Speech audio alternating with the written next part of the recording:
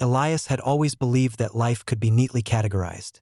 Humans in their zones, aliens in theirs, and chaos kept at a polite distance. That illusion shattered the moment he tripped over a crate labeled Quantum Flora, Handle with Sentience, at the Nebula Station's bustling spaceport. The crate lurched like it had its own agenda, dumping a puddle of glimmering, viscous slime across his boots.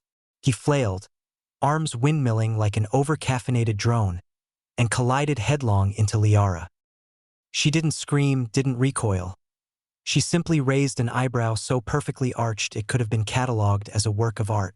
Her long ears twitched in amusement, a subtle motion that made her seem both alien and impossibly graceful, like a human-shaped wind instrument barely restrained by etiquette.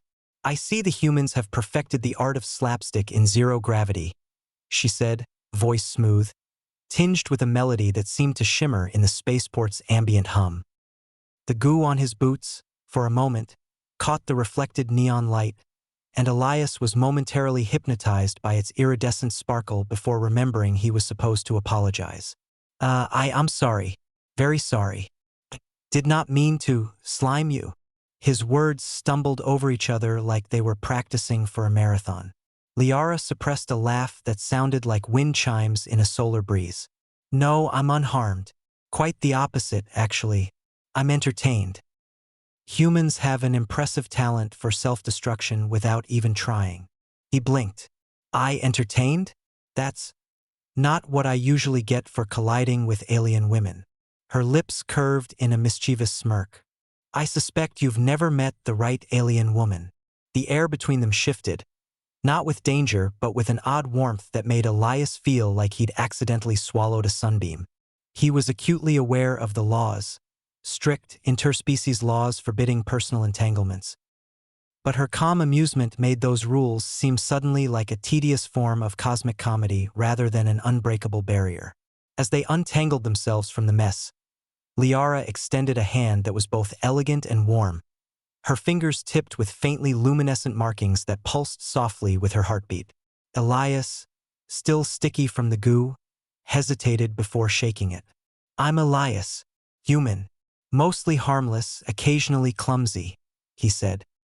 "Liara," she replied, with a theatrical bow that made her ears flutter like flags in a gentle breeze. "Alien, exceptionally amused, and currently judging your balance." They moved away from the chaos of the spaceport into a quieter corridor where floating cargo bots hummed overhead, carrying crates labeled in languages Elias could barely pronounce, and a few robots rolled by with the solemnity of bored librarians. Their conversation stumbled into easy banter, which soon turned into laughter. Elias learned that Liara's home planet, Altharis, had forests that sang, rivers that remembered events, and pets that were semi-sentient enough to file complaints to local authorities. She teased him mercilessly about the dullness of human bureaucracy, which made him want to defend it, though he knew she was right. Earth's laws were designed for maximum tedium, not efficiency. They began to meet in secret corners of the station, always careful to avoid the surveillance drones whose sensors could detect not just physical presence but unauthorized emotions. Elias would bring contraptions of dubious purpose, and Liara would bring odd, glowing fruits that emitted soft, melodic chirps when bitten. Together, they tested the limits of what was permissible in interstellar etiquette, laughing at every close call.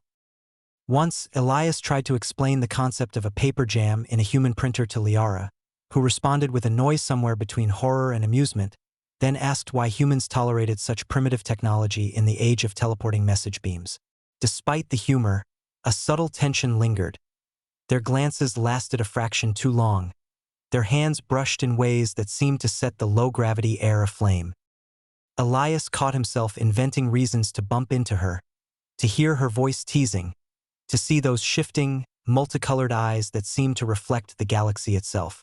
Liara, for her part, commented on his messy hair with the kind of teasing familiarity reserved for those who see the chaos beneath the surface, but never judge it.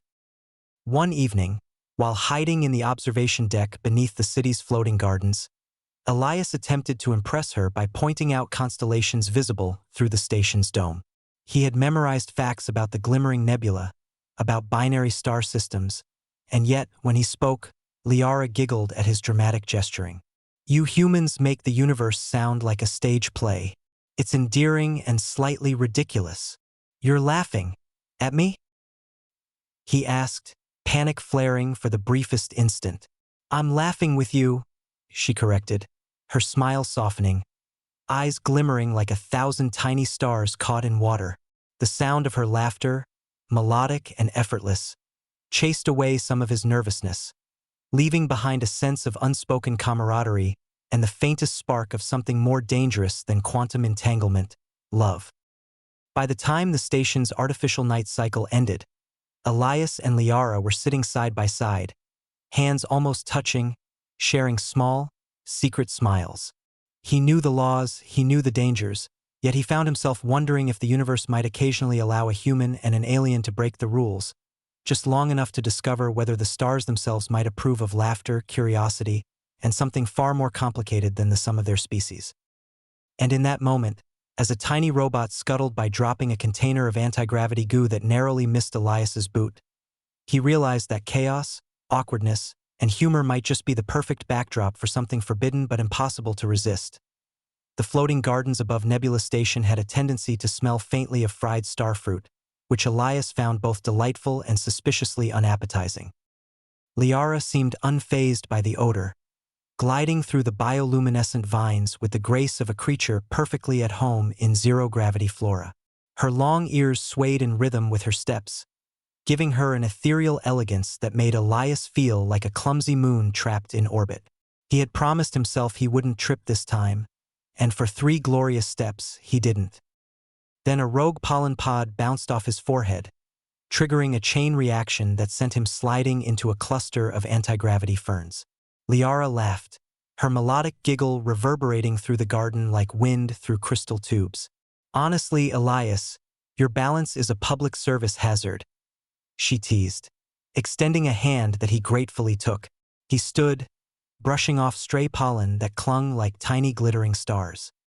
I'm practicing gravitational improvisation, he replied, attempting a mock bow, which only resulted in him almost colliding with a floating lamp. Their meetings had become a secret ritual. They had discovered abandoned maintenance tunnels, hidden observation decks, and half-collapsed transit corridors where humans rarely wandered. Elias, with his collection of malfunctioning gadgets, would bring peculiar inventions. A hand-sized gravity manipulator that occasionally sent small objects spinning into orbit, or a holographic snack projector that never quite got the flavor right. Liara, in turn, shared bits of her homeworld's culture, levitating fruit, laughter-contagion fungi, and pets that telepathically demanded snacks. They laughed at each misfire, teasing each other about their respective species' absurdities. One evening, Elias attempted to impress Liara with a demonstration of a new gadget, a quantum entanglement communicator he had cobbled together from spare parts. He had envisioned a sleek device that would allow them to exchange secret messages anywhere in the galaxy. Instead, he managed to create a small, hovering orb that emitted a high-pitched, panicked squeal every time he spoke. Liara tilted her head, amused. It's terrifyingly adorable, she said. Like you in an awkward first dance. Elias flushed, but the laughter between them dissolved any tension. They sat on the edge of a zero-gravity pond, tossing glowing algae between them. The algae emitted a faint hum when touched, and the more they played, the brighter it glowed. Liara's eyes reflected the shifting luminescence, and Elias felt a strange mix of wonder and nervousness, as if the universe had been compressed into her gaze. Despite the humor, Elias felt the weight of the laws pressing down. Human-alien relationships were strictly prohibited, punishable by fines, exile, or worse. Liara, for all her teasing, took the danger seriously. We have to be careful, she said, her voice unusually soft. Curiosity is a gift, but discovery is less amusing. Elias nodded, attempting a solemn expression, which quickly dissolved when a curious maintenance drone hovered too close and beeped interrogatively. Liara muttered under her breath, "This bureaucracy never sleeps." They ducked behind a vine-covered railing, giggling like schoolchildren avoiding a hall monitor. the intimacy of their secret meetings began to grow. Small touches became braver, accidental brushes of fingers that lingered just a moment too long, shared glances that carried unspoken questions. Elias found himself inventing reasons to linger near her, like examining the anti-gravity pond's algae with exaggerated interest. Liara, in turn, seemed to orchestrate playful scenarios that forced him into near collisions, then laughed when he stumbled. Their flirtations were layered with humor, a safety net for the vulnerability they both felt. One day, Elias brought a prototype of an artificial sunlight orb, intending to create a tiny day in the observation deck so they could watch sunsets without waiting for the station's cycle. It malfunctioned spectacularly, sending bursts of multicolored light and tiny, harmless sparks into the air. Liara's laughter echoed louder than the sparks. "Congratulations, Elias. You've officially made the garden feel like a sentient disco ball." Amid the chaos, they began exchanging personal stories. Elias confessed the loneliness of a life spent among machines, the quiet yearning for someone who could laugh at his mistakes without pity. Liara shared tales of her homeworld's intricate etiquette, the weight of expectations, and the secret rebellion in her laughter. Humor had always been her rebellion, a way to navigate a world of rigid rules and hierarchies. In Elias, she found a kindred spirit, someone who navigated life with clumsy sincerity rather than practiced perfection. As the artificial night descended over the floating gardens, Liara rested her head on Elias's shoulder for the briefest moment. He felt a warmth that had little to do with gravity and more with connection, an inexplicable tether that drew their lives closer despite the impossibility written in law. Above them, the algae hummed softly, the multicolored lights reflecting in their eyes. A small drone zipped past, narrowly avoiding the pond, prompting Elias to mutter, "I swear these things have personal vendettas." Liara smirked. "Perhaps it's their way of applauding our romance." In the quiet aftermath, they lingered, hands brushing, exchanging whispered jokes, and sharing a rare, unguarded moment in a world that demanded vigilance. They both knew the danger of discovery, yet in laughter, missteps, and shared absurdities, they had built a fragile fortress against fear. Each joke, each failed gadget, each gleaming orb of artificial sunlight was a declaration. Even in a galaxy of rules and prejudice, human and alien could find space to be themselves, and maybe, just maybe, to fall in love. The day started like any other in Nebula Station, with hovering cargo bots humming like caffeinated bees and the artificial sunlight spilling across the glass and metal corridors. Elias was tinkering with his latest invention, a device designed to translate Liara's homeworld pet chirps into comprehensible language, when a sudden alarm blared. The station's law enforcement drones, sleek and silver, had picked up unauthorized emotional signatures.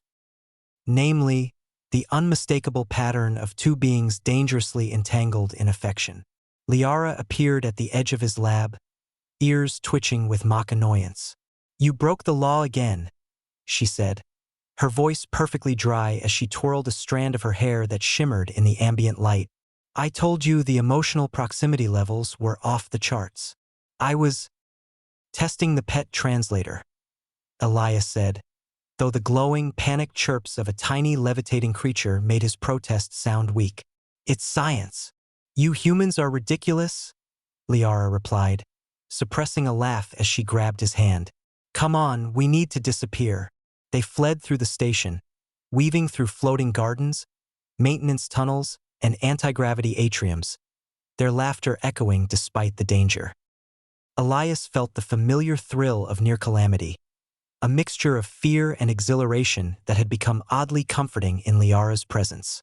Their misadventures were punctuated with levitating tools and startled drones, and at one point Elias slipped on a patch of rogue anti-gravity moss, spinning in the air until Liara caught him mid-flight. "You're getting better at falling," she teased, "but not much better at landing." Finally, they found refuge in an abandoned observation deck overlooking the city's lower layers. The stars beyond the dome shimmered, and the multicolored glow of distant traffic reflected across Liara's pearlescent skin. Elias exhaled, chest heaving, his mind racing with both adrenaline and affection. "Do you ever wonder," he asked quietly, "if the universe is conspiring to make us clumsy together?" Liara grinned. "If it is, it has a hilarious sense of humor. And apparently, a taste for romance." As they caught their breath, Liara revealed a small, portable device from her coat. It projected a holographic map of their station sector, highlighting weak points in surveillance coverage. "I've been experimenting with this," she said. "We can navigate without triggering alarms, like a cosmic dance, choreographed by mischief and quantum probability." Elias peered at the map, feeling a thrill at the thought of outwitting rules with humor rather than confrontation. Their flight from the drones led them to the station's central transport hub, where a malfunctioning anti-gravity lift provided an impromptu escape route. Elias clutched the handrail, trying to keep from spinning into oblivion as Liara's laughter guided him.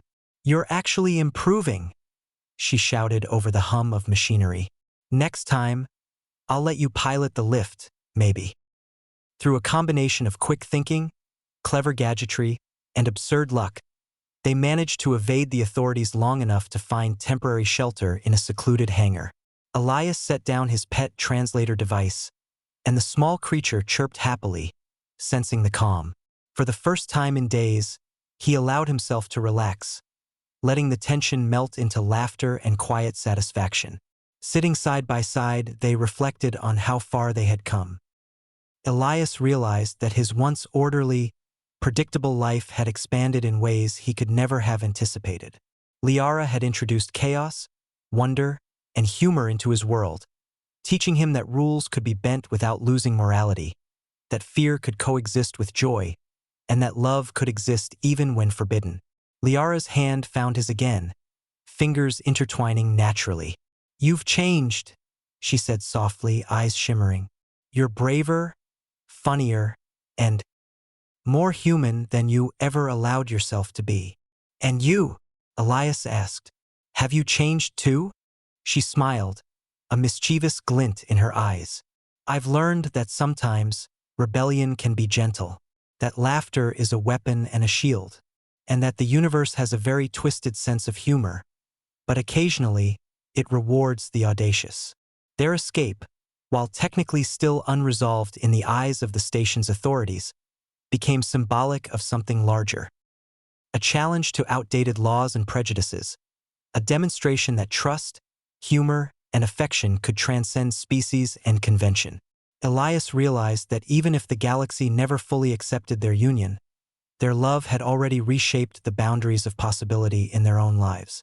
By the time the station's night cycle ended, they were watching the neon glow of the city below, sharing quiet jokes and small, contented smiles.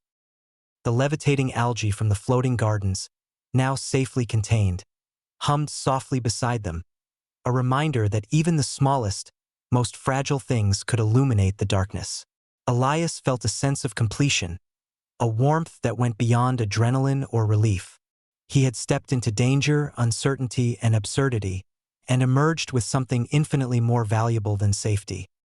Connection, laughter, and the extraordinary truth that love could survive, even flourish, in the most unlikely of places. Liara leaned her head on his shoulder, ears brushing lightly against his arm. "So what now?" she asked, her voice teasing yet tender. Elias smiled, glancing at the stars. "Now we keep falling, gracefully or not, together."